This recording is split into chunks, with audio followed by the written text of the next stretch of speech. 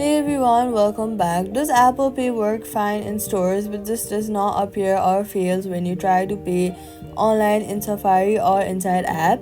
Here's why and here's the fix. First, go to your settings and then tap Safari or search for Safari and then scroll down and make sure allow websites to check for Apple is switched on. Without this, Safari blocks Apple Pay from even appearing as a checkout after option. After turning that on, go back to settings, tap wallet and Apple Pay, then make sure you have a default card set. Tap default card and select one. Without a default card, Apple Pay won't show up at online checkouts. Also, check that the card you want to use is verified.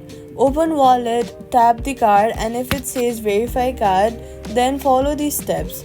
If Apple Pay is still not showing up on specific websites, then the issue is that the website itself does not support Apple Pay yet. Not every online store does.